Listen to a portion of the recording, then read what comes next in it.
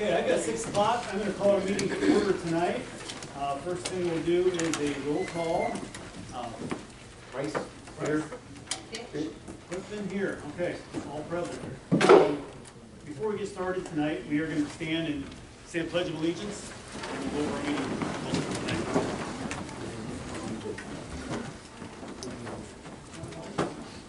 I pledge allegiance to the flag of the United States of America and to the republic for which it stands, one nation, under God, indivisible, with liberty and justice for all. Okay. Next item of business is to approve meeting rules.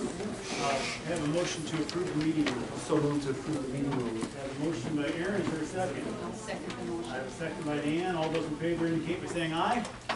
Aye. Pose same sign. Motion carries. I'm going to go over a few points of order for this evening. This is an open meeting to give the public an opportunity to present information to the Board of Supervisors that they would like to see in any proposed wind turbine ordinances that would be forthcoming. This is an opportunity for the Board of Supervisors to listen as we all put together draft ordinances.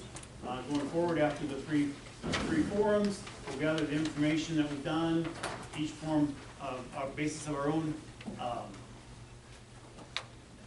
for our own ordinances, and get together later this month in hopes of getting something that we can pass on to the zoning commission to craft an ordinance, go through a hearing, approve, and then come back to us for another hearing and approval. So that's kind of the process that will be going on here. Any remarks are to be presented to the Board of Supervisors as a body and not any particular board member. This won't be a question and answer type thing. We expect this meeting to be civil and respectful, and if anyone is not being so, we may ask you to leave.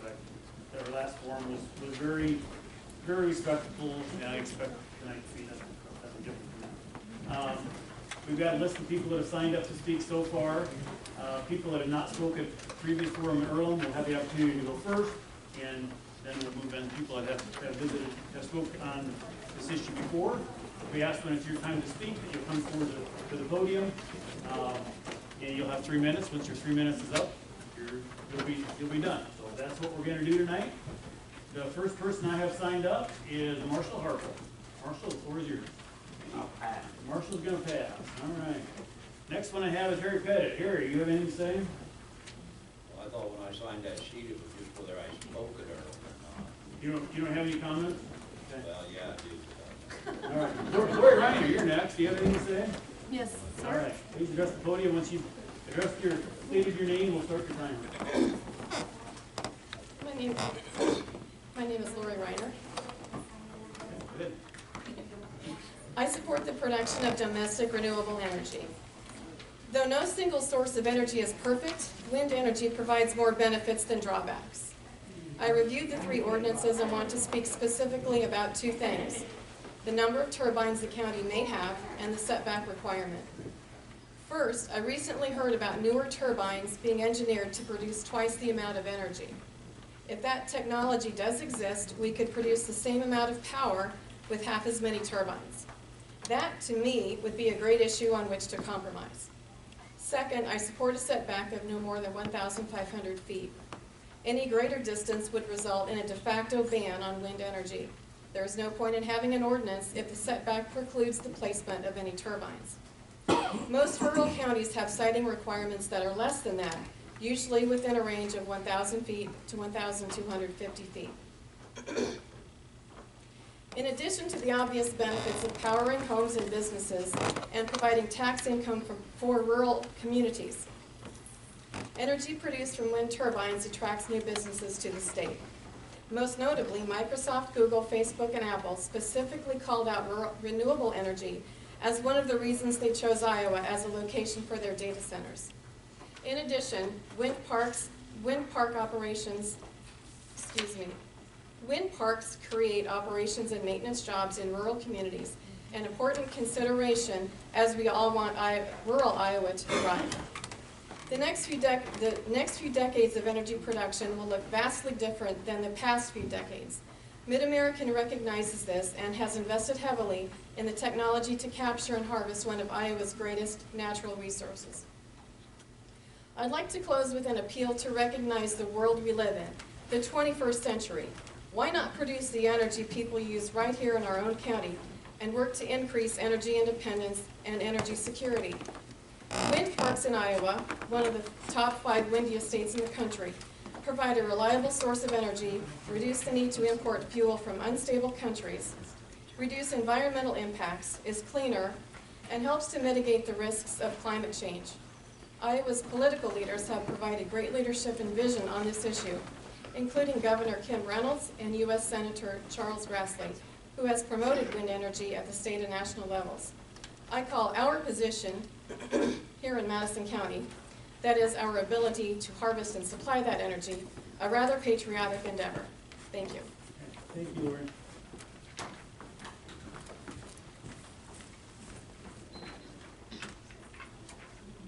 All right, next, Linda Smith.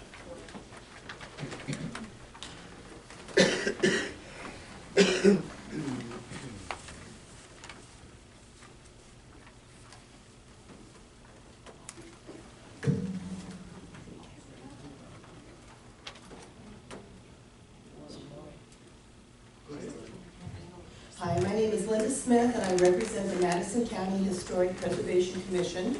The 7 commissioners are appointed by the supervisors, and you approve any official actions we take. History is important to Madison County. Our citizens encourage and celebrate historic preservation and have bold opinions when it is threatened by the burning of a bridge or the destruction of a gravestone. Historic tourism is also valued within Madison County. Nationally, it is estimated that 81% of tourists are cultural tourists, seeking at least one cultural, historic, or heritage activity. Locally, history and historic properties play the major role in our tourism and include our 6 covered bridges, our 18-acre historical complex, the Courthouse Historic District. Also, the Covered Bridge Scenic Byways draws people here to our county's history and landscapes. And for 50 years, the annual Covered Bridge Festival has promoted and celebrated Madison County's history. The Historic Preservation Commission feels that the upcoming comprehensive plan and supporting ordinances need to provide protection for Madison County's historic properties and structures. To assist with this process, the commission would like to volunteer in 2 ways. First, we'd like to provide maps that pinpoint historic resources throughout Madison County. They would include buildings and structures on the National Register of Historic Places, designated natural conservation locations, our 60 cemeteries, and areas of known archaeological sites. For the second one, we would like to help develop a process to protect our historic structures and properties, modeled after one that's been used for over 50 years from the 1996 National Historic Preservation Act. This process, known as Section 106, requires federally funded projects to identify, review, and mitigate adverse impacts on historic structures or properties. Examples of adverse impacts include the obvious, damage and destruction. So any type of digging needs to avoid Native American burial grounds, and if one's uncovered, a procedure needs to be in place for next steps. But impacts are also defined as the introduction of visual, atmospheric, or audible elements that diminish the integrity of the property's historic features. Examples include billboards, towers, noises, or land uses that change the context of a historical resource. Visitors and our own citizens should experience a historic property in a way similar to a person of that historic period. The Historic Preservation Commission wants to fulfill our mission by offering informed input to Madison County for upcoming decisions. Thank you. Linda, can I ask you a question? Yes. Are Fenn's historical sites? What? Fenn, Prairie Fenn, Prairie? If I could answer, that Yes, would be would one you of the please? nat- Yes. That would be one of the Rosalie is one of our natural. commissions. I'm going to speak on natural areas. Yes, Thank that you. would be one of the natural areas. That, Okay, thanks. Okay, thanks. Michael Morrison.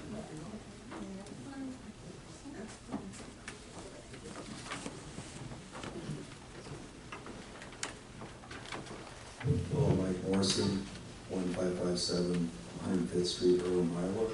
Thank you so much for having this forum. I greatly appreciate it. I missed the Erosion forum.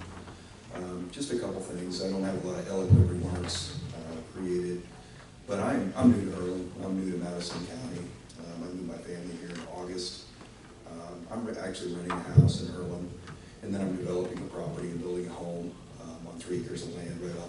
Fifth Street that faces south. So right outside the city limits. I'm not completely, I guess I just became aware of this really in the last couple of weeks. I felt kind of foolish when I bought that property because I didn't maybe do a better job, more due diligence on what exactly is taking place. Not trying to be negative on the turbine issue, but if I'm facing the south, I guess one of the sites is apparently southwest of Erlin, and I may be looking at it. So I'm really concerned about potential impacts on property value. Also, as the leader of my house, I'm concerned about protecting my family. So now all of a sudden I become more educated on what DVAs are and what light flicker is, and now I'm scared half to death about what potentially could happen, whether it's proven or not. So those are my concerns. The other thing, I read through some of the ordinances that the three of you proposed, which I really appreciate putting that information out there so I could understand kind of some of the terminology and the logic behind this. The 1,500 feet does scare the heck out of me, and I'm not trying to block out turbines by any means, but I want you to picture this. I'm an old football coach from Altoona, Iowa, who moved here to get just a slower pace of life for my kids, get them in a smaller school, smaller community.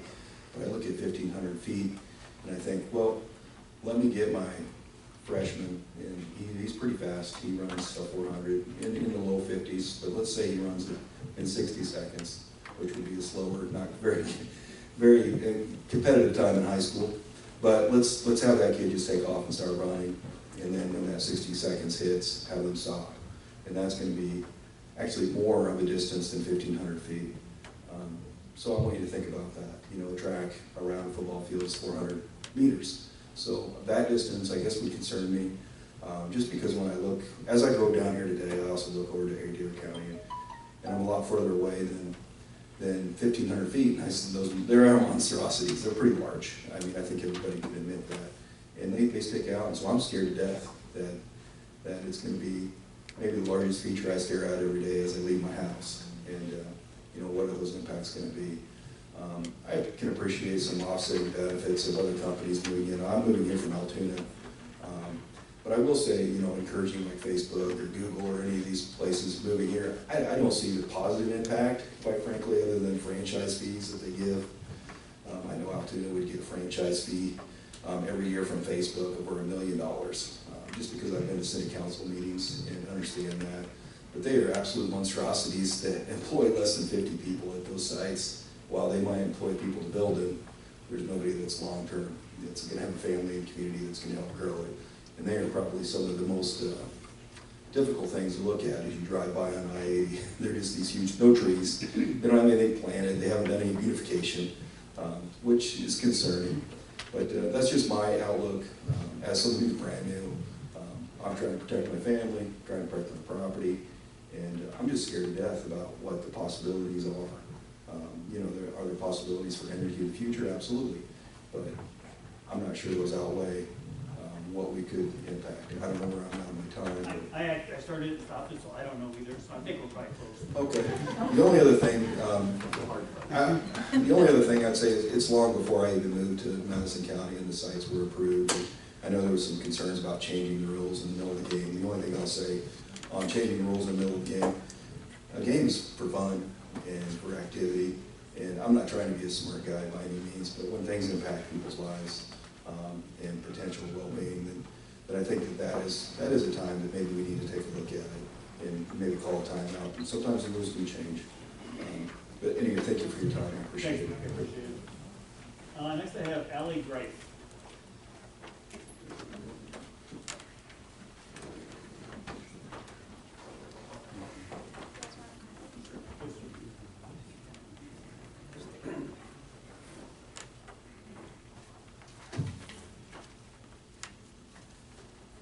My name is Allie Greif. I live on 1358 120th Street in Erlin. I just wanted to kind of follow Linda's lead and talk about the turbine's impact on tourism in Madison County. Wind Industry claims that expanding wind energy in Madison County will provide a financial windfall through tax revenues, payments to hosting landowners, and new jobs. That sounds great, but what about the potential negative financial impacts? Let's consider the potential impact on tourism in our county. I found 4 relevant facts. The first one, according to the latest state report, Madison County gets about $15 million in annual economic benefits from tourism. I found that on traveliowa.com. The second fact is that wind turbines are easily visible during the day as far as 25 miles away and during the night as far as 30 miles away due to the blinking red lights. Fact 3, studies by multiple independent experts conclude that tourism will likely decrease in communities with visible industrial wind turbines. I found that on wiseenergy.org. And my last fact, as an example, consider a study done by North Carolina State University, who are wind energy proponents. Their survey found that 80% of tourists said they would not come back to an area where industrial wind turbines were visible. I found that on cemrec.ncsu.edu. If we assume a conservative 30% reduction in tourism from visual forests of hundreds of industrial wind turbines in our county, that calculates a potential tourism loss of approximately $5 million per year. Assuming an even more conservative impact of 10% reduction in tourism, we're still amounting to a loss of $1.5 million per year. The bridges of Madison County and other attractions draw thousands of tourists worldwide to our county every year, like Linda touched base on. Do you really think that people will come back to see forests of industrial wind turbines? Protect tourism in our county with an ordinance that includes all of the 5 key regulations, and I gave you guys posters of that. Thank you. Thank you, Alan. Next, I have Alan Lang. Alan, you're up.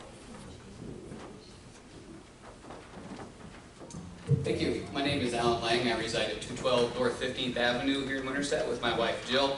We also own a farm south of Maxburg here in town. And I'd like to talk specifically about, I reviewed the proposed ordinances, and I sure appreciate you guys putting together proposed ordinances and letting us comment on them. But what this all comes down to, our discussion here today, is dollars. That's what it really is. We can talk about trying to come up with sustainable sources of energy, which I certainly appreciate, but we're talking about the money that's coming to our county. And when you consider that further, we're talking about selling our scenery and our soundscape. If it wasn't for the sound environment that these windmills impact, as well as our scenery, we wouldn't even be talking about that today. So what is our scenery worth to us in this county? Does it impact our historic value? I think it sure does. What is our soundscape worth to us? Do you enjoy quiet places? Because it is certainly true that these windmills do remove our quiet places. Jill and ours, the farm that Jill and I have in southern Madison County is a quarter-mile away from Adair County's wind field. Now our scenery has been taken and our sound has also been taken from what was a very beautiful, relaxing place to be. It is no longer. And so that's a travesty, and I don't want others to have to fall victim to that. So let's talk about who's participating, because within the proposed ordinances, we call it participating versus non-participating. In my opinion, we're all participating in this. We're all participating as a state. From when the first fields went up around in northwest Iowa to now these massive fields that are being produced in south central Iowa. All Iowans are participating. But it seems like participation is being focused down to a very few number of people, those that have the windmills on their piece of property. I encourage you to consider a wider definition of participating people. I think everybody within a project area, all landowners within a project area are participants. And anyone adjacent to within 2 miles of any constructed windmill should be a participant. Every landowner within a project area or within 2 miles of a windmill should get a piece of the monetary pie annually that is being doled out. Just like other energy projects across our nation, just not one landowner is getting dollars, whether it be oil production or other forms. They are trying to give monetary benefits to everybody. So let's consider not just the footprint of the windmill, but also everybody that is being impacted. I think that everybody within a project area or 2 miles adjacent to a project area should be given an opportunity to participate or not, formally. Those that say I do not want to participate, setbacks should be 2 miles from either an occupied or a non-occupied piece of ground. Just because you live on that piece of ground does not mean that you are not affected by an adjacent windmill. It's not just living there, like Jill and I can attest to. And so people should be able to formally say, I want to participate or not. And if they don't want to participate, thanks for the opportunity. Thanks, Al. Appreciate it. next I have Ryan Hardesty.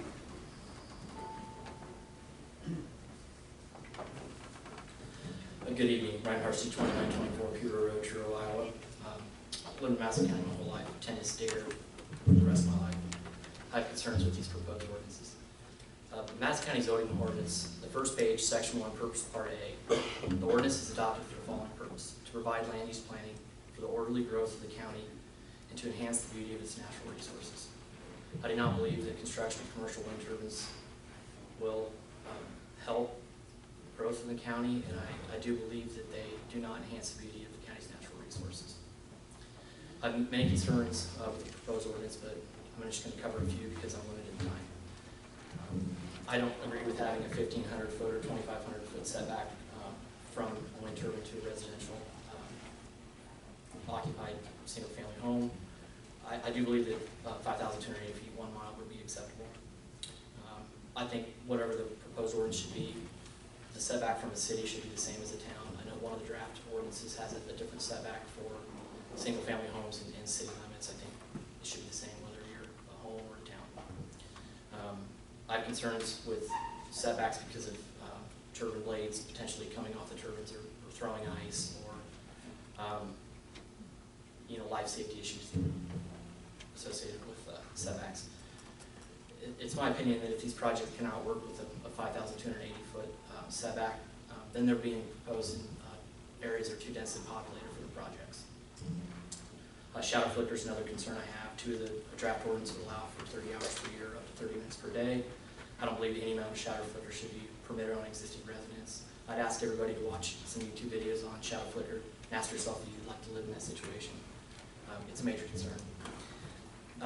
The draft ordinances don't have any provisions for post-construction acceptance levels of shadow flicker. I don't believe the way that the current ordinances are written that there's any enforcement mechanisms or provisions in the ordinance. Should shadow flicker levels exceed 30 hours or 30 minutes per day, I think that's something that should be looked at in the ordinance. What is a property owner's recourse if they have 40 hours in a year or 45 minutes in a day? Noise is also a concern. I don't see any enforcement provisions should a turbine exceed the decibel levels in these draft ordinances. What protections have been evaluated? Property valuation is another concern. I think the ordinance should include a provision that properties within 2 miles of a turbine be assessed compared to only properties within 2 miles of a turbine. I don't think it's fair to assess someone's home differently if they have a turbine beside them or not. I think houses beside turbines should be evaluated against houses with turbines. I have some concern with decommissioning. The draft ordinances have cash bond or revocable letter of credit. If these projects are financially viable options, and I think they should have money available for decommissioning. A revocable letter of credit would not cost them anything and place a financial burden of decommissioning on a bank. I think that they should have money in cash or performance bond for decommissioning. I also think the decommissioning report should be updated every year to keep up with the construction expenses and inflations. I believe one of the draft ordinances has the decommissioning report to be reevaluated every 5 years.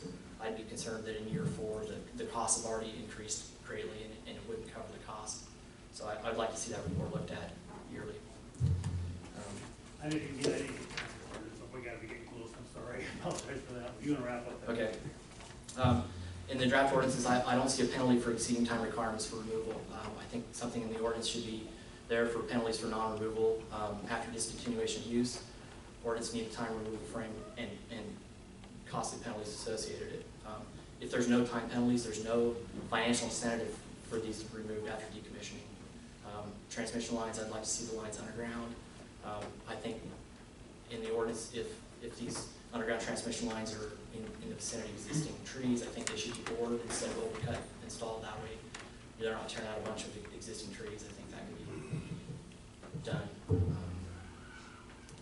I also prepared some exhibits I'd like to leave with you showing different setbacks and different perspectives of wind turbines from properties. So, Okay. Thanks, Ryan. What's your last name? Hardesty. I don't know if they're using my phone. Sorry about that. Thank you. Okay, next I have Dave Cook. Dave.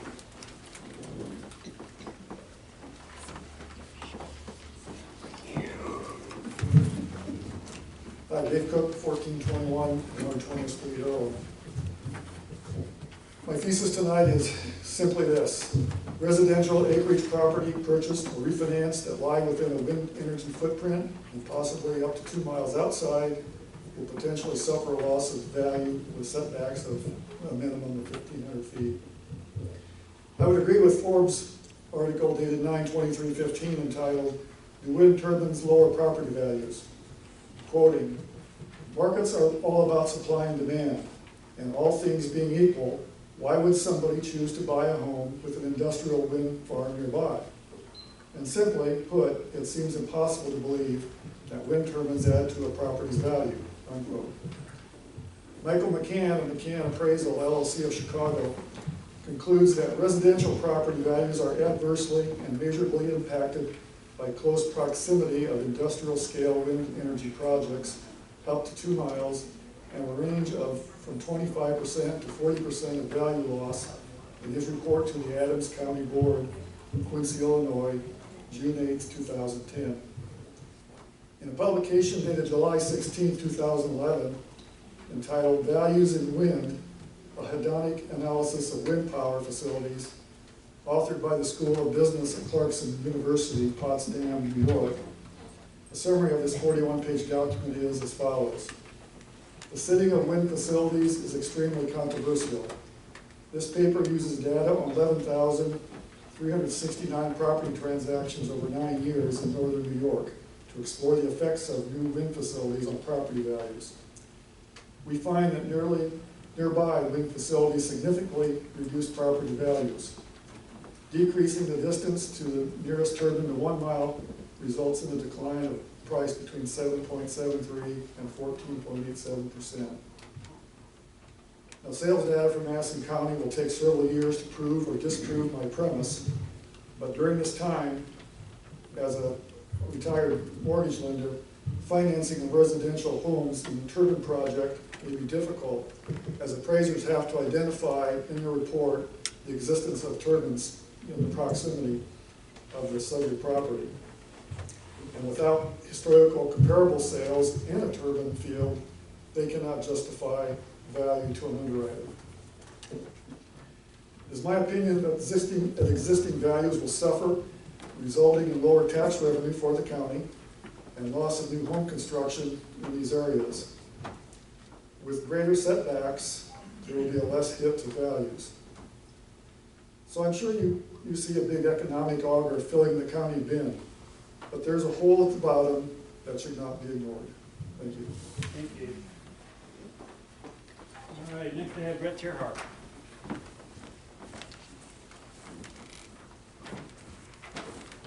Good evening, Brett Terhart, 2046 80 Madison Avenue. First of all, I'm not going to talk about proposed setbacks that have anything to do with sound or nuisance or health issues. I firmly agree they need to be in excess of 52, at least 5280 feet.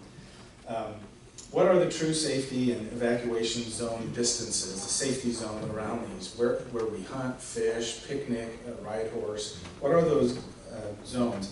A manufacturer published a safe zone for an older model, for example, which had 116-foot blades and a total height of 328 feet. That zone of safety for its workers and us is 1,300 feet. Or consider the published safety zone for the Vestas model V90.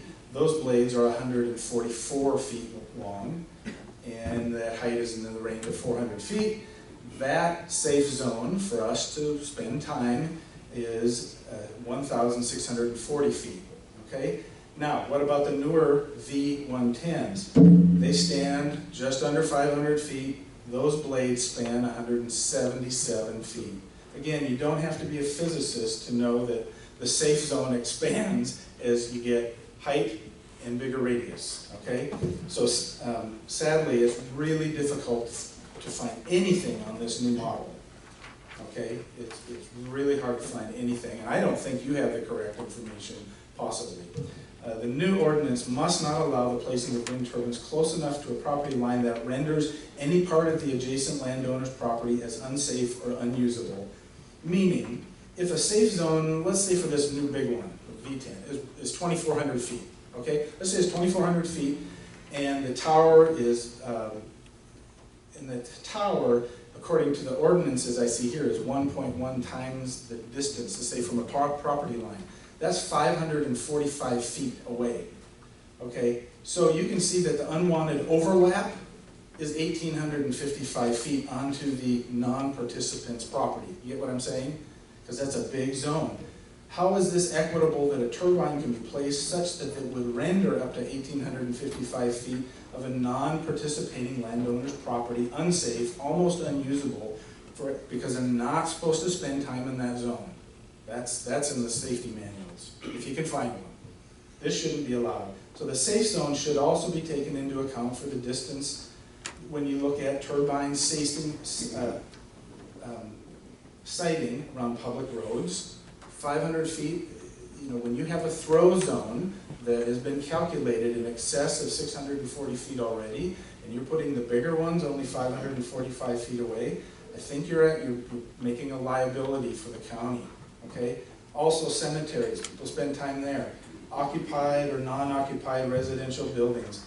Confined feedlot operations, okay? So I have some, Yeah, please feel free. my ask is that you would figure that out. Here is an attachment and just some comments.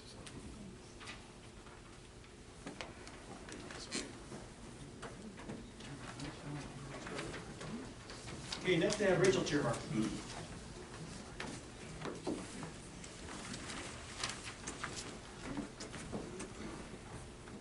Rachel Terhart, 2046 Adair Madison Avenue. From the last several months of 2018 and into the first half of 2019, your constituents labored to provide evidence of detrimental effects of industrial wind development. They also brought to light references to the vested duties and governing powers of all Iowa County Supervisors to change or amend ordinances upon further awareness of nuisance and potential harm to residents. Additionally, County Attorney Matt Schultz, during the May 14, 2019 Head of Department meeting, when asked by Supervisor Fitch for clarification on their options regarding turbine development, stated, quote, "If you banned or promoted wind turbines, it would depend whether you do it under an ordinance or under your general welfare powers. You will just have to make that decision. The real question is, what are your powers? And I've already laid those out for you. You hold the keys to this and what you want to do." Unquote. To which Supervisor Fitch responded, "So you're saying the buck stops with us?" Attorney Schultz replied, "It does. It does." Unquote. Then in August of 2019, our County Board of Health, after extensive professional review, submitted to you and the general public this statement. "Be it resolved that the Madison County Board of Health determines that there is the potential for negative health effects associated with commercial wind turbines, and that current setbacks are inadequate to protect the public health. The board encourages those entities with jurisdiction within the county to require a 1 1/2 mile setback from non-participating residences for future wind turbine projects." Unquote. Through the last 4 to 5 months, as Arbor Hill footprint property owners have united their voices in majority and cried out in appeal to you supervisors to include the Arbor Hill project in the new ordinance, what legitimate law or rationale has been given? Most recently, an answer to this question by one of the county supervisors was, "There are laws that may allow for change, but why should our county pick up the cost of negating those contracts?" Why? Well, maybe for the same reason that in October of 2018, our neighbor Adair County supervisors ultimately availed themselves of the Iowa Home Rule Implementation Act, Iowa Code Chapter 335.3, to exercise their county's police powers. They amended their ordinance, and they adjusted the setback from a turbine to an occupied dwelling to 2,000 feet. They were seeing the regrettable results of Mid-American Energy's reckless control in their county, and that property rights, property values, personal health, and welfare of non-participating landowners were being violated, and they acted. For them, sadly, it was too little, too late. But we must learn from them. No construction has begun for Arbor Hill here yet. So why wouldn't you supervisors cut the losses now before it's too late for our county? I close by applauding the core value that was expressed by Supervisor Fitch at this last week's Board of Supervisors meetings. She said, quote, "We have to listen to the people. We work for them. I don't need proof. I've read study after study. They," referring to turbines, "aren't good." You supervisors have the ethical responsibility to amend the new ordinance. Make it retroactive to include Arbor Hill. Thank you, Rachel. Thank you. Next I have Lee Johnson.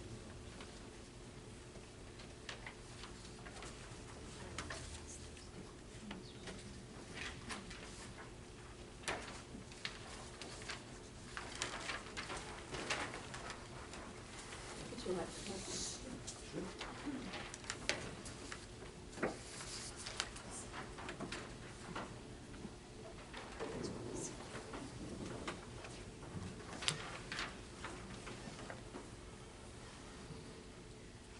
A much valued part of the community character of Madison County are the natural areas and the native plants and animals that are found there. These resources are treasured by our landowners, hunters, bird watchers, hikers, and people of all ages who enjoy being out of doors or just watching wildlife. These resources are also important financial assets because they bring in tourists and hunters from out of the area and even out of state. Thank you, all three of you, for making a good start with your proposed ordinances to go toward protecting these resources that are on our public lands and on lands with conservation easements. However, there are many other high-quality natural resources in the county that are privately owned and are also in need of protection.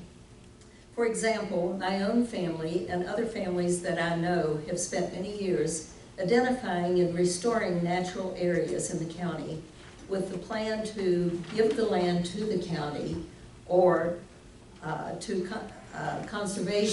a conservation easement to the people of Madison County and of Iowa. A second area of concern is the need to protect our rivers and streams, as well as the bluffs, hills, and wetlands along them.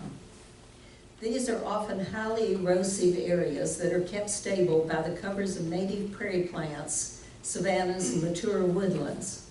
Water quality in these streams needs protection by adequate setbacks to prevent destabilization or erosion that may occur. In addition, these waterways and hills and wetlands that flank them are important wildlife habitat for the birds, bats, rattlesnakes, and so on, some of whom are threatened species. For example, where Clanton Creek runs through our property, there's a heron rookery that has always provided nesting branches for the great blue herons that use the creek as a flyway. There are trees with cavities and a roosting tree for a flock of turkey vultures. These are fishing holes used by the eagles in winter. They're homes for beavers and a water source for all the wildlife in the area. In prehistoric and historic times, these same waterways and bluffs were used by Native Americans for their camps, villages, and burials at sites which are federally protected. Streams and creeks throughout the county may have many similar resources and are in need of protections, including setbacks, prevention of erosion, and avoiding destruction of native plants and wildlife. A third issue is that the county has a great need for identification and mapping of natural resources in the county. I believe that there are many citizens, myself included, who are willing and able to assist you in this process. Thank you. Thank you. I have a question for Rosalie. I know that the Fish and Wildlife have marked the Indiana bat. Yes. And they're starting to transmit them. They have their babies in South and Ohio Township and then fly down the river to Hannibal, Missouri. Is that correct? They've also been found in Walnut Township. How many do we have? I have no idea, and for the most part, threatened and endangered species, they don't really tell us where they are because they don't want people going and destroying their habitat. But there is, I think there is a federal requirement that before Invenergy can do this project, they have to have had a bat study of likely habitat in the area and try to see if they can find any bats or not. And I believe that they have done a bat study, but I called Fish and Wildlife and they did do a bat study. And we do have Indiana bats, they have transmitting them, but each year the power companies just ask for, it's a variance to take more, and the Fish Yes. and Wildlife has no jurisdiction really to say no.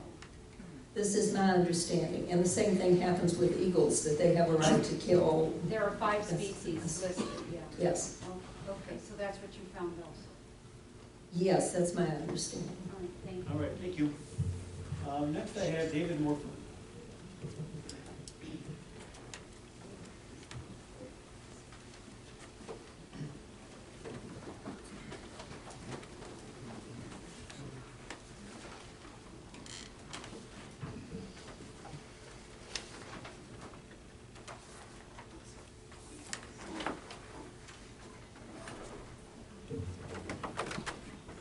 David Morford, 19 120th Street. I've got 5 points I'd like to make about effects of agriculture. And in 2017 USDA Ag Census, Madison County had 155,000 acres. Annual sales of crops $72 million and livestock $48 million for a total of $120 million. So that's a big number. It's well documented that industrial wind turbines kill large numbers of bats. They can either fly into the turbine, or if they're close enough, they drop in air pressure will cause their lungs to explode. So they're dead meat no matter what. Bats are voracious natural predators of harmful insects. So we get a lot of free insect control from bats. As we have a decrease in bat populations due to the wind turbines, we'll have increased pests, increased crop damage, increased pesticide costs, and increased aerial applications. There was a study done by the 4 top bat scientists in the world, and they came up with some projections of how much of an effect the bats have, how much of a suppression of insects they contribute. So the low end was $12 per acre. The high end was $172 an acre. So if we just look at the $12 an acre number, and we figure if you're farming 1,000 acres and you have $12 an acre, it's $12,000 a year.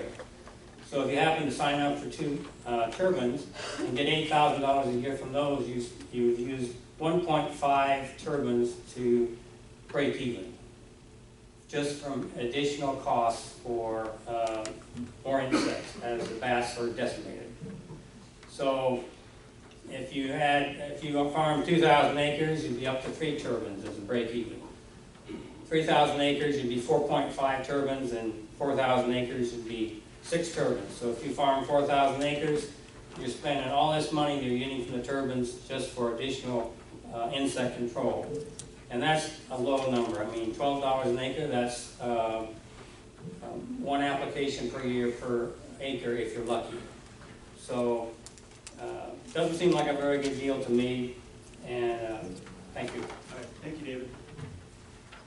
Next I have Carolyn Pesky.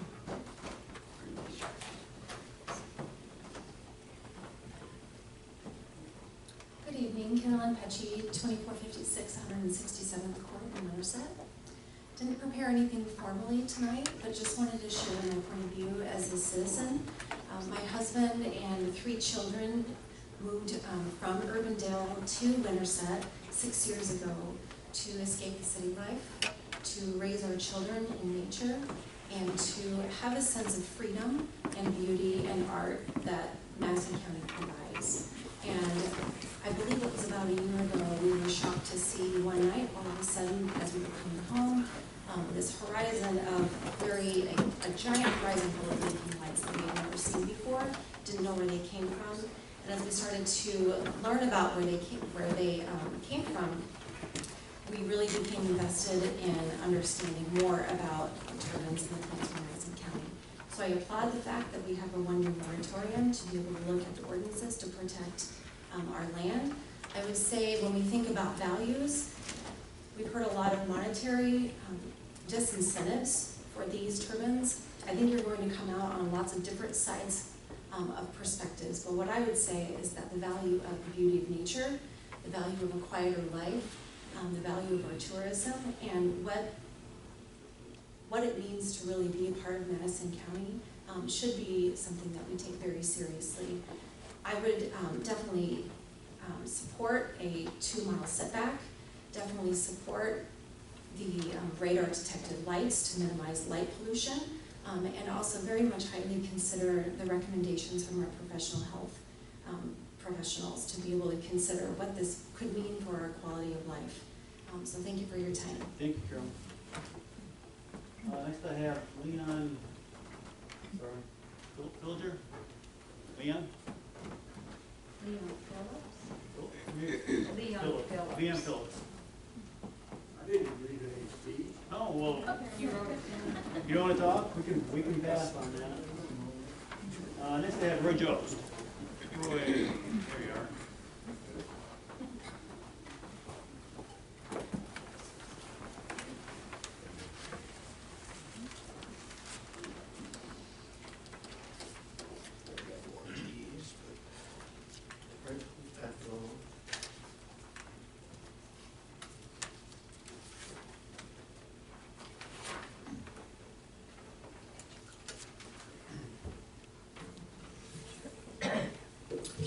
My name is Roy Jost. I live at 1281 Pitzer Road.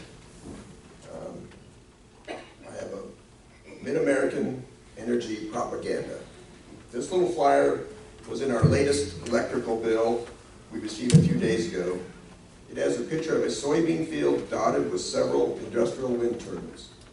Mid-American Energy proudly asserts that in 2018, over half, 51.4%, of their Iowa customer electric usage came from renewables, primarily wind energy. Their vision is to provide 100% renewable energy for their customers. The backside of this flyer has a rather complex chart in teeny print that I can hardly read even with glasses. Whether they're trying to cover up something or not, I don't know. As best as I can determine, their primary message is this: Mid-American considers wind energy to be reliable, affordable, and clean. They have a goal of delivering 100% of our energy needs from renewables, primarily wind. This sounds great, but I have a few questions. After all, just because a power source is an alternative or renewable does not automatically mean that it is better, does it? The first claim made is that wind energy is a reliable source of energy for our electricity. But everyone knows the wind doesn't blow all the time. Does wind energy provide a reliable source for any of these three electrical grid requirements? Base load, which is constantly needed 24/7. Load following, which is normal daily fluctuations in demand, and peak demand, which is unexpected surges in demand. The second claim made is that wind energy is an affordable source of energy for our electricity. What is the difference in actual cost of electricity from wind versus our conventional sources, coal, gas, nuclear? Is wind energy economical viable on its own without government subsidies? Will wind energy lower our electrical bills? The third claim made is that wind energy is clean.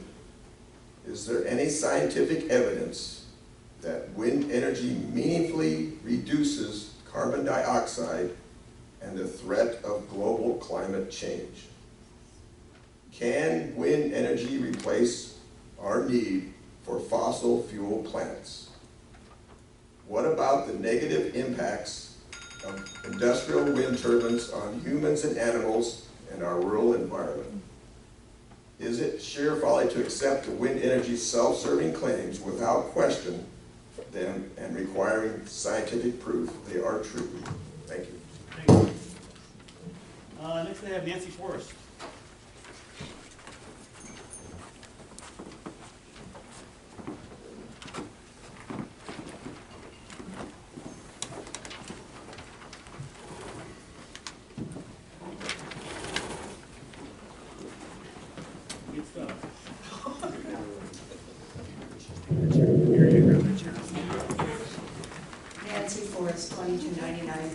152nd Street.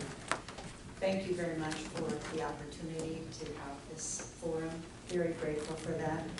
I'm going to focus my remarks upon the topic of biological diversity as a vital part of a sustainable environment. And I understand that dirty energy is part of the issue that we have to contend with. But we cannot jump from the fire into the pot, into the whatever, you know. That one. Okay. Let's start with the definition of conservation area that is in the ordinances you have proposed. And I am pulling from something from the Alliance of for Wise Energy Decisions. This is a model of the kinds of issues that can be addressed and should be addressed. Their definition for a conservation area includes all natural areas protected by law, such as wetlands, and shoreland areas, water bodies, riparian buffers, populations of endangered or threatened species, or habitat for such species, archaeological sites, cemeteries and burial grounds, important historic sites, other significant natural features and scenic view sheds, and existing trails or corridors that connect the tract to neighboring areas. This last line is wildlife corridors, is what we're talking about, and migration areas. So I would encourage that a more detailed definition, which could include these categories, be included in the ordinance that you are suggesting. Furthermore, this model also suggests that we be doing some active monitoring to determine whether or not we are experiencing adverse effects. We already have an area that we can be monitoring in the Maxburg wind project. So if we have allowed a wind energy installation, we can also learn from it. So, for instance, we can build in information, and this is on page 18 of this particular resource, which I have emailed to Diane. That was before I knew where the address was. So I'm hoping that will be shared. This comes from wiseenergy.org, page 18. The applicant will permit, in other words, Mid-American, will permit post-construction environmental studies deemed appropriate by the county, which could include things like how much take is there for birds, bats, and so on. What kind of impacts have occurred for farming and meteorological changes as a result of that. So that can be included in the ordinance, and I would strongly suggest that that. Thank you, Nancy. Thank you. Next I have Jeff Cadieux.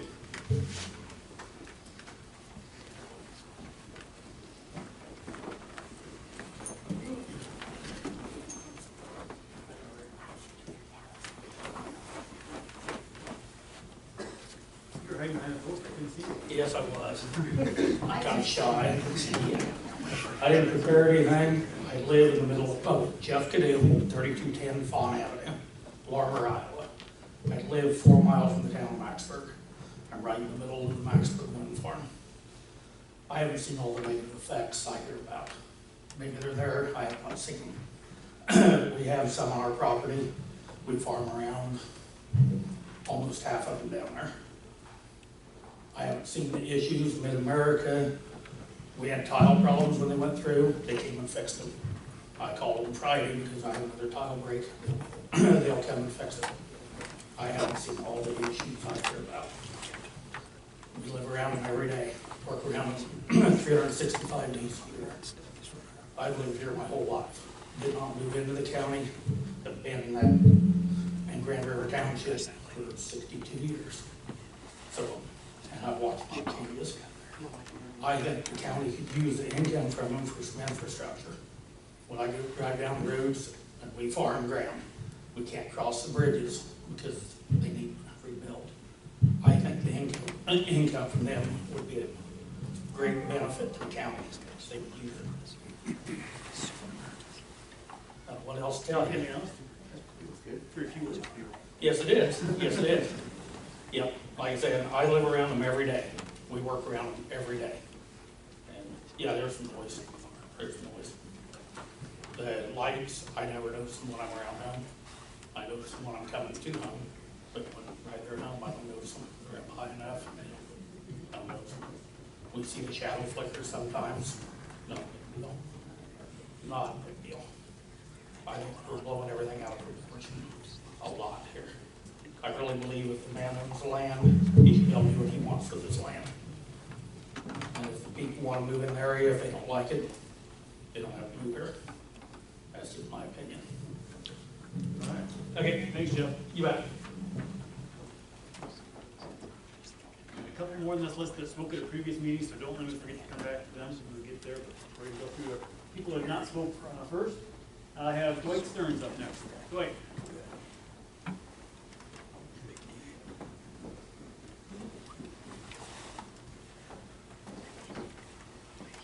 Thank you for the opportunity. In my job, I travel around the state, pretty much around the whole state. And a few months ago, I got to observing these wind farms and observing how close they were to any significant city. I would consider Winterset significant. The setbacks that you have in these ordinances, they're way beyond that. And I'm wondering why. You know, they're not bringing these turbines to within 2,500 feet of a city limit the size of Winterset.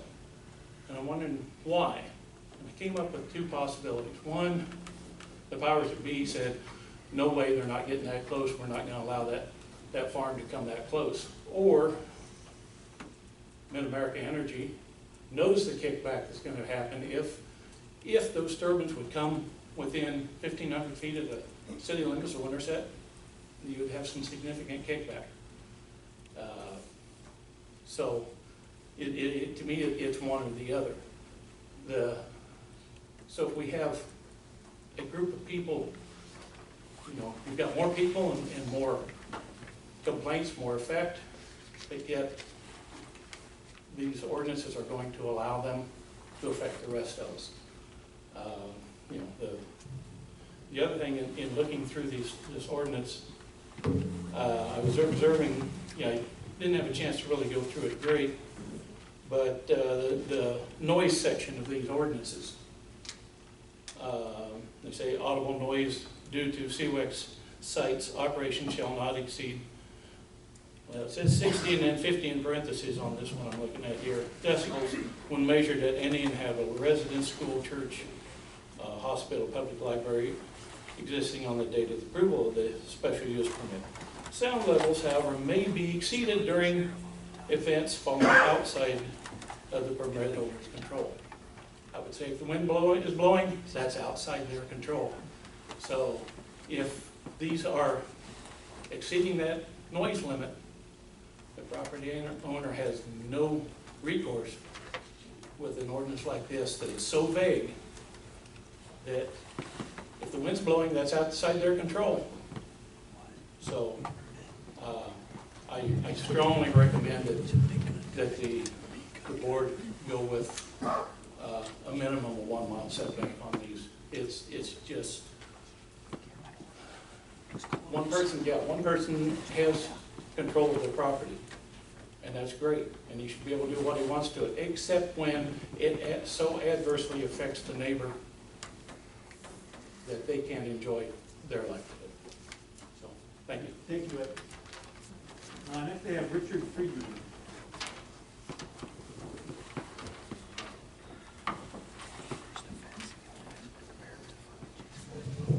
Richard Friedman, 2672 Quail Ridge Avenue in Peru.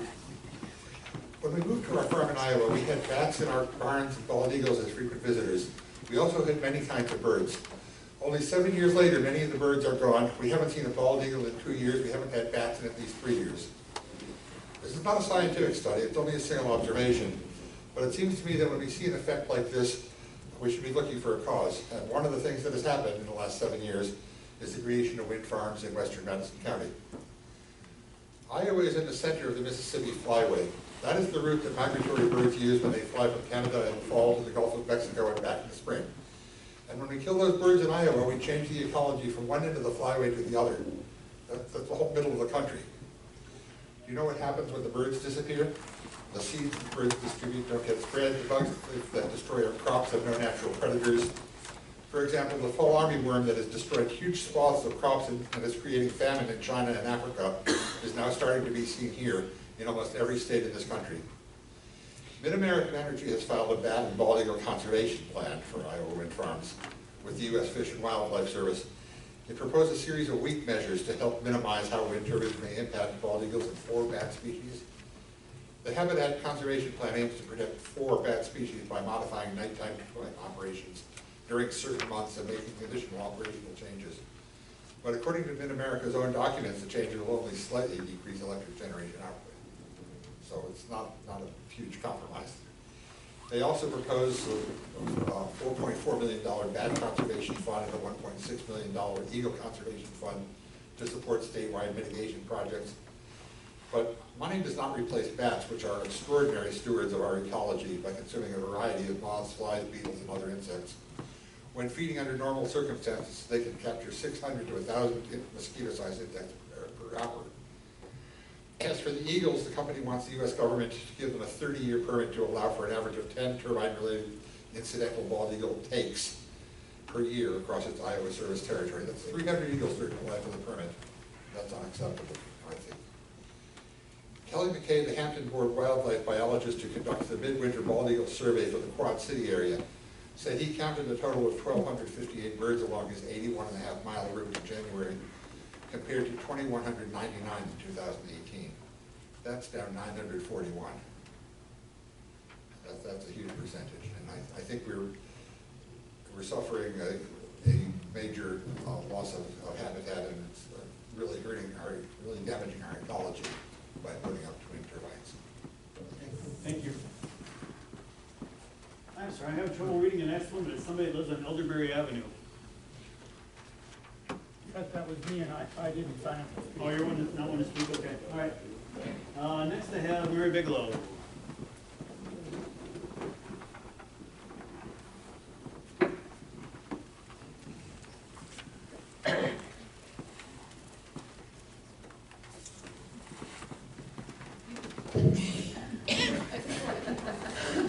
Mary Catherine Bigelow, 1937, 275th Street.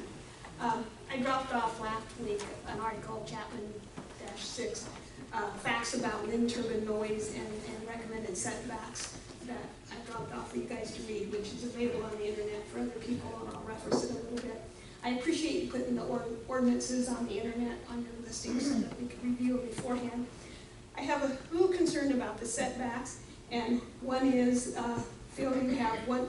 We have 1 mile from city limits, which is 5,280 feet. But then when you get to the rural area, you go 1.1 times the height.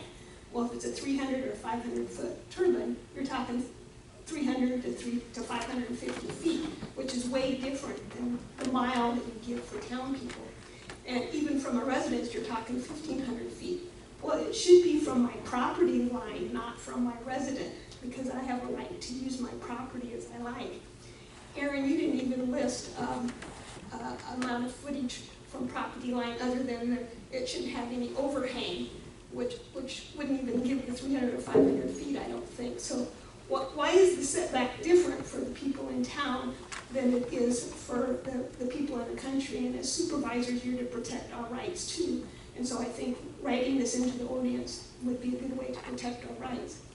And so if you put one and it is far from our house, but not from the property line, my future, if my children or grandchildren would like to use our land and build a house on it, you've now just restricted their ability to use the land and are not allowing us to have rights to use our land for what we want.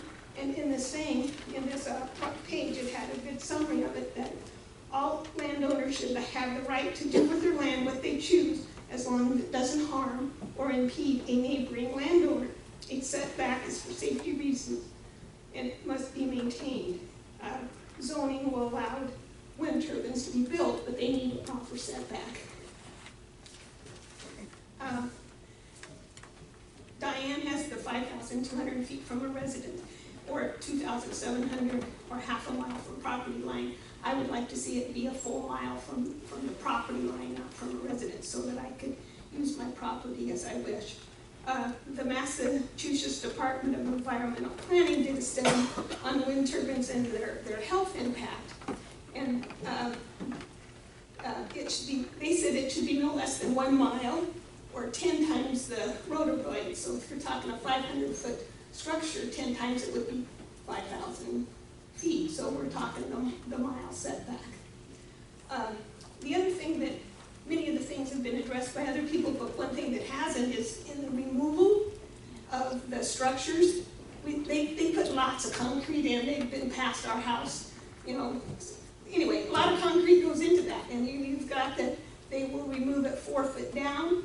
When they remove the structure, the concrete will be removed 4 foot underneath the soil. Well, the problem with that is that tile lines can go 5 feet or more. Corn roots go 6 to 7 feet. Alfalfa and grasses go further than that. If you wanted to build a house and put your foundation in, you're talking 8 to 10 feet. So your setback for your removal, it needs to be more than just 4 feet underneath the ground. By the time that erodes, or they put it there and it settles and they're gone, the next year it's only 3 feet. And it'll run into problems for farmers with their tiling and profits.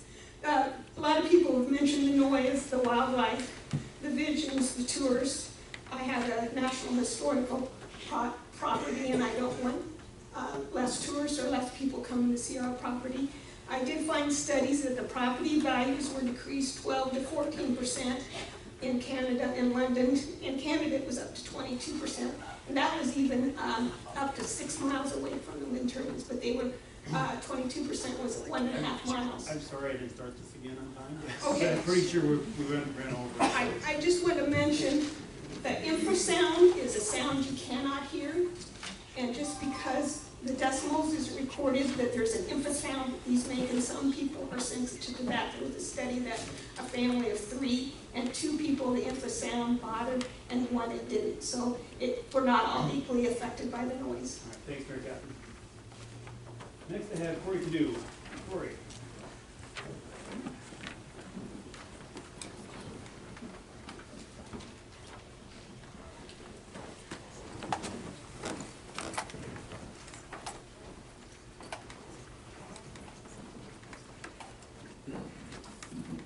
I'm a little taller. Corey Cadu. I live at 3233 Fawn Avenue, Arbor, which is in Madison County. Just up the road from my dad, and just hear her talk. I'm just going to repeat a lot of what he said. We live around them. We work around them every day. We spent the last 2 days outside in the field fixing tile lines near the turbines. Can't say it bothered us any. They make a little noise. Honestly, after living around them for a while, you don't even notice that they make noise.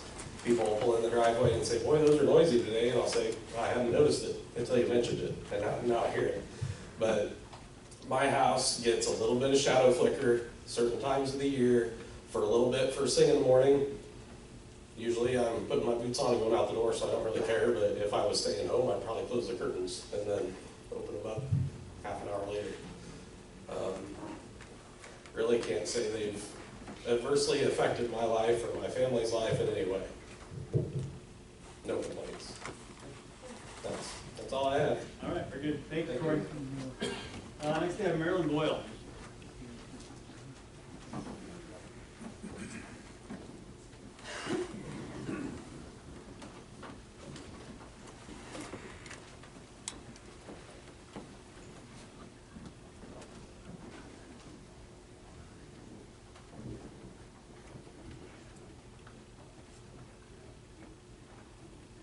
That's a trick.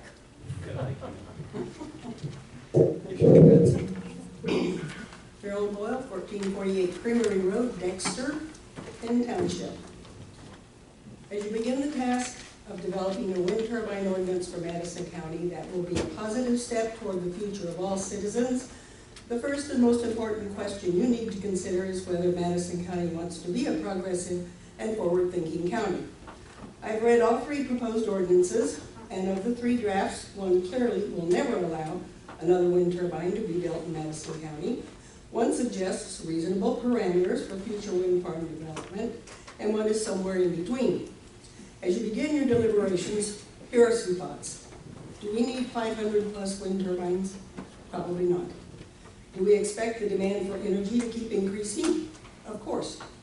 Do we all expect the lights to continue to come on and our electronic devices continue to be charged when we flip the switch? Absolutely. And some items can be taken off the discussion table. Example, flicker and shadow. It is a scientific fact that cannot be disputed and can be confirmed by any second grader. Example, discussion with my second grade granddaughter, that the earth is constantly in motion. Therefore, both flicker and shadow are momentary depending on time of day and time of year. Noise. The decibels at the base of a wind turbine in operation is approximately 55 decibels. The decibels at my kitchen table with the TV on creates 56 decibels. Scenic value.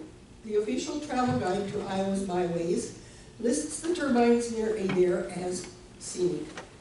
Health issues.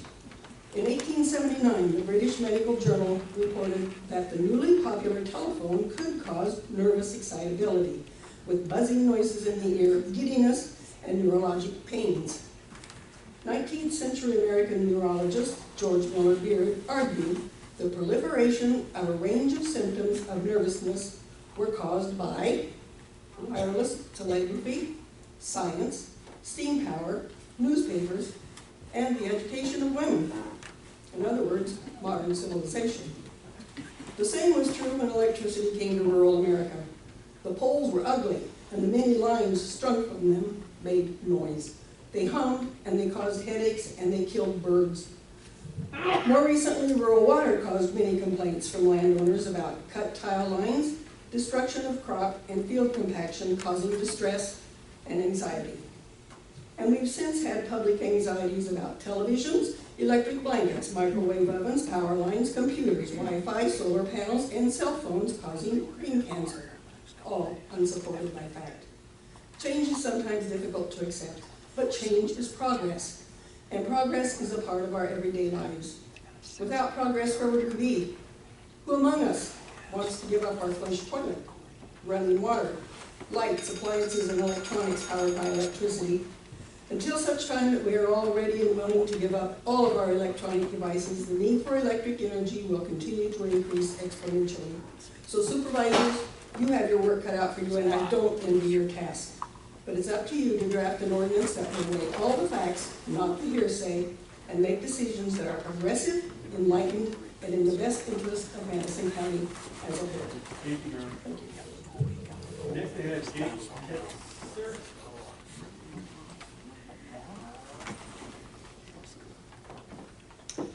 Good evening. Thank you for holding this meeting. My name is Jake Ketzer, and I'm from neighboring Dallas County, 1214 South Wildfire Avenue. I lead a group called the Iowa Conservative Energy Forum, and we're a grassroots group of Iowa conservatives spread across the state that support clean energy, including wind and solar. We are not opposed to any form of energy production, and we like to think that clean energy is a bipartisan issue.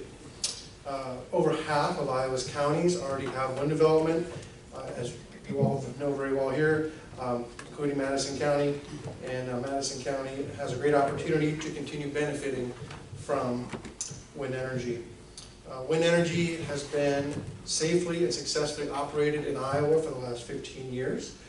Tax revenue from the turbines provide improved county services and infrastructure for years to come. Landowner payments allow farmers to diversify their income in a down agricultural economy, and property owners should have the right to enter into these agreements. Wind development may be put out of reach with setbacks over 1,500 feet. Most counties in the state have setbacks between 1,000 and 1,250 feet. So our group, Iowa Conservative Energy Forum, we support, we suggest, that the final wind ordinance in Madison County should have residency setbacks that fall within 1,000 to 1,500 feet to guarantee safety, encourage cost-effective wind development, and allow for Madison County residents to prosper. Thank you and appreciate you letting me come down and speak. Thank you, Jake. Next we have Jim Easley. Jim. I'm right here, but I guess I don't have too much to add to it except for the fact that I think it'd be a good idea if the people that wanted them could have one maybe, but the people that don't want them don't have to, you know. Have to have this easement, you know. Okay, thanks, Jim. Next we have Todd Town.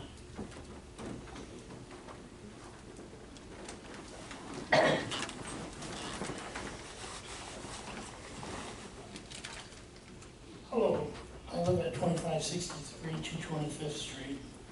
I own land in Ohio, Scott, and Crawford Township. That's one end, and in the middle. Under the name Town Family Trust. I started purchasing ground in 2014.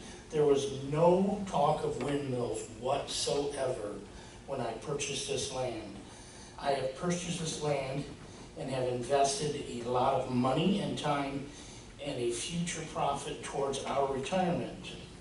Windmills have been proven to decrease the value of neighboring lands by large amounts. If the township does not make large enough setbacks to eliminate property values lost to neighboring properties, I will be forced to join or start lawsuits personally against you that vote for it, because I'm going after you're going to pay for it like we are. Not Mid-American Energy that Warren Buffett owns that could care less. This is about suggestions to an ordinance, not about attacking. Okay, but it comes down to money and the money behind it. Just tell us what you Okay. ordinance or not. So the further setbacks are much, much better. I don't have a problem with having windmills, but when you put them close to the property line and you affect my future ability to do things with my property, you have no right to do that. You're taking money away from me. So remember one thing. Anybody that was here before the windmills has the exact same seniority as anyone that was before the windmills. So as long as you're before the windmills, everybody's on the same page. The people that move in here afterwards and the windmill's already here and they complain, they don't really have anything to say because they moved here and they accepted that. But I've spent over $1 million in real estate, which, you know, with what I do, and it's not right to affect my property values. Because just in Truro alone, if you put those windmills 3,000 feet from my property, I would love any of you to come and look at it. You will slam my property. It will cost me at least $100,000 to $200,000. And I invite you to come and look at it. And if I am wrong, I will admit it. But I am pretty sure I am right. So thank you for your time. Thanks, Todd. All right, going back to people that have spoken at the earlier forum, I have Ben Johnson up there. Dr. Johnson?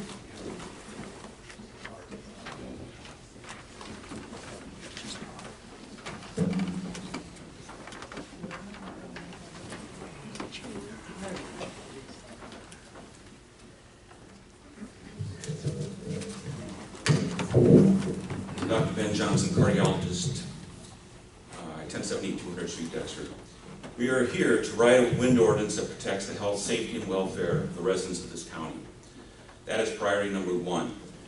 We need to determine if industrial wind turbines can be placed while maintaining World Health Organization guidelines that were given to us, were given to you, all three of you, just 3 weeks ago. Financial profit considerations for wind energy should occur only after adequate health protection provisions are met. We know that wind energy has never been proven to be safe. Their own supportive experts agree. In their own cited data review, wind energy admits the annoyance does exist and that it is plausible that there is an increased risk for cardiovascular disease. I included another review of sleep deprivation and health concerns in your packet. Industrial wind turbines are simply not safe. Authors of the 2018 World Health Organization Environmental Noise Statement say that the current data is sufficient now to enact protection regulations. Why should the county view the lives of exposed residents as essentially expendable? In determining safe resident exposure to noise levels, appropriate determination of maximal, not average noise levels are what counts. Court testimony from wind industry consultants have confirmed the highest sound levels from wind turbines can run 6 to 11 dBA over their averages, which is termed LEQ. Over 90% of U.S. recent wind ordinances use LMAX or shall not exceed language. LMAX is easier to confirm sound level compliance and to limit resident suffering. Additionally, the current CWEX drafts ignore the comprehensive plan goals and lacks an important requirement for noise impact assessment. The Vestas 110 2-megawatt industrial wind turbine generates a sound power level of 108 dB. To stay below 40 dBA, a single turbine would require 2,625 feet separation with very stable wind conditions. Amplitude modulation, or placing multiple turbines, this is typical for the Mid-America platting, will sometimes double the setback needed to achieve target sound limits. We know that infrasound low-frequency noise produces sleep disturbance. Recently, massive 4.8 megawatt turbines have been placed in nearby counties in Iowa. The American National Standards Institute limits noise levels in the 16 hertz band, which is infrasonic, to 65 decibels. That requirement needs to be a part of our comprehensive wind ordinance. We need to have an LMAX of 35 dBA at the house, or preferably at the property line, to approach a reasonable chance to sleep well. Germany, by law, currently uses that level as a night sound limit. Thank you. Next I had Judy Neal.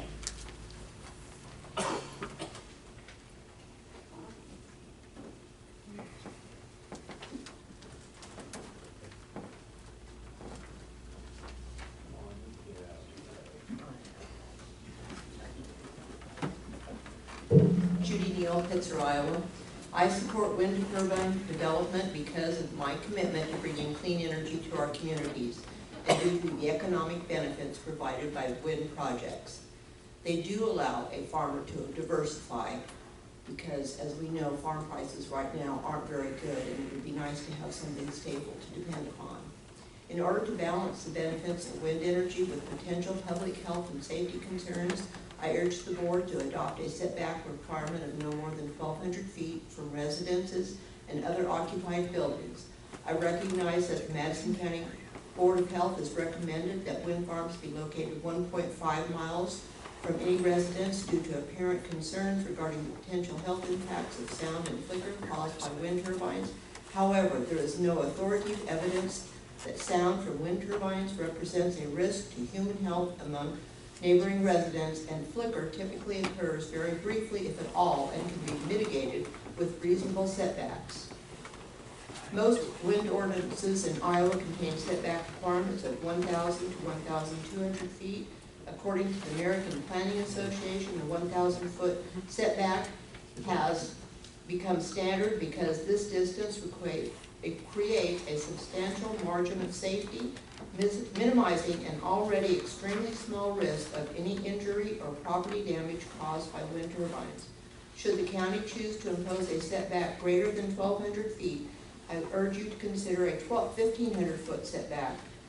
That represents the upper limit of what is typically workable for designing a utility wind scale development.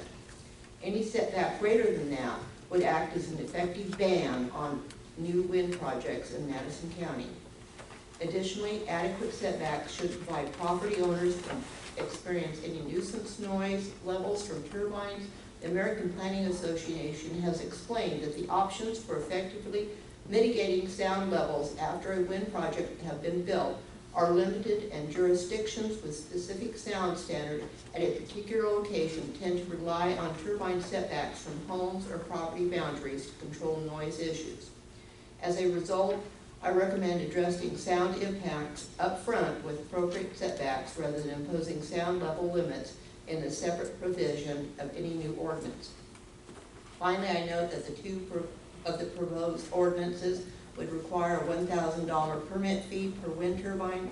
I urge the board to ensure that any permit fee is intended to cover the administrative expense of regulating a particular activity, occupation, or transaction, or the expenses of providing a service. Otherwise, the fee would constitute an illegal tax in excess of the county's powers under the Iowa Constitution. I would also like to make note that many of the issues that have been addressed tonight have been addressed in prior meetings, and they are also addressed in the owner's contract when they sign it. Thank you, Judy. All right, next I have Mary Jobst.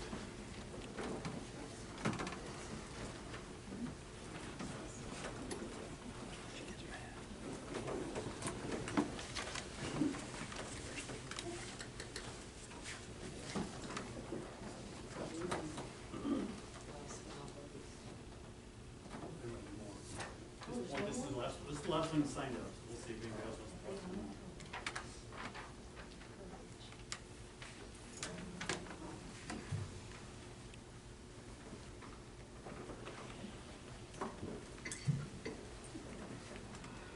Mary Jobst, Earlham, 1281 Pitzer Road. The wind industry claims that industrial wind development will bring economic windfall to Madison County. The unguaranteed benefits they promote would amount to around $8 million per year for approximately 200 turbines, from tax revenues, payments to landowners, and a mere handful of permanent jobs. They claim the supposed windfall comes from without any offsetting costs. Well, I look around this room, I don't think there's anybody here that was born yesterday. We all know there is no such thing as a free lunch. Prior speakers tonight have spoken about the costs of wind development in Madison County. These are potential impacts. $6 million per year loss from property value decline. $5 million loss from tourism decline. $11 million or more loss from negative impacts on agriculture. Costs from just these three categories alone would result in a net economic loss to Madison County of $13 million per year. Now, what financial sense does that make? And we haven't even factored in many other categories of loss, such as the cost of treating adverse health effects, damage to our watersheds, aquifers, clean water supply, wildlife hunting, our ecosystem, lawsuits, and many others. A word of warning to my fellow landowners who are eagerly looking forward to the money from hosting turbines. Prepare to be sued. You likely will be sued. The wind industry has no obligation whatsoever to help defend lawsuits against you claiming damages from the turbines that you host. Most important of all, wind energy doesn't even do what it claims to do. It has no meaningful impact whatsoever on global climate change. It is not reliable, it's not affordable or economic, and it certainly is not a clean source of energy for our electric needs. The definition of folly, according to Merriam-Webster, is acting with a lack of good sense or normal prudence and foresight.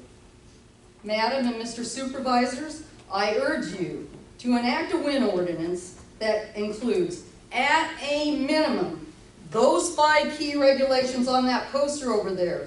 To do otherwise is nothing other than sheer folly and dereliction of your duty to protect the citizens of Madison County. Thank you. Thank you, Mary. All right, that is everyone that has signed up to speak. We do have a hard stop at 8 o'clock this evening. We're at 7:30 now. If there's anyone else that's interested in speaking, we'll give them the opportunity now. If so, I'd like you to come forward and sign in on the sheet. Is anyone else interested?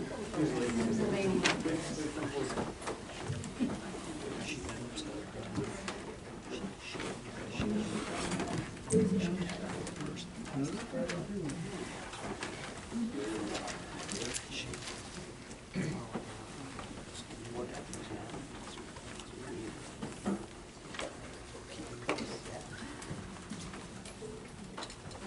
I need to sign this?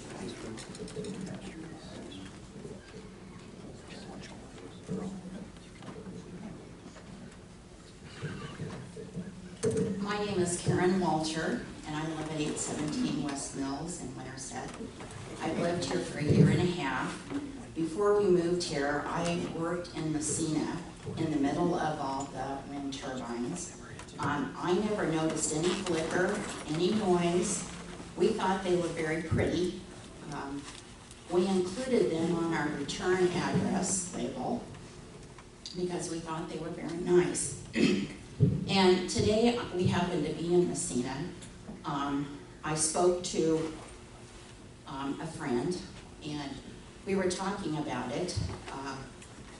And then we stopped on our way beside 2 wind turbines. I did not really hear any noise. There was no shadow. When in speaking to my friend, she explained that Messina has used the money from those wind turbines to redo their downtown area, and you know that's kind of a poor area, and they got new light poles,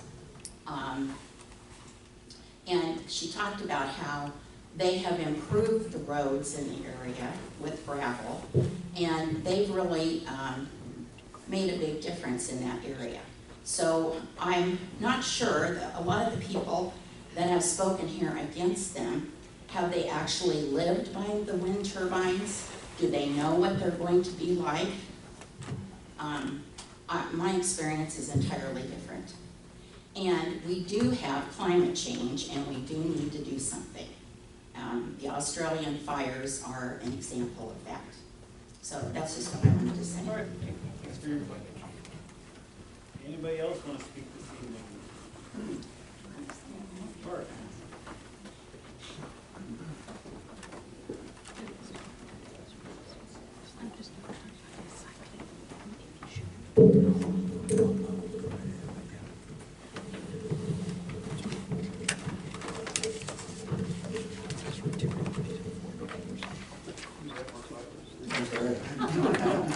Kind of late at the party, I didn't know I needed to say that.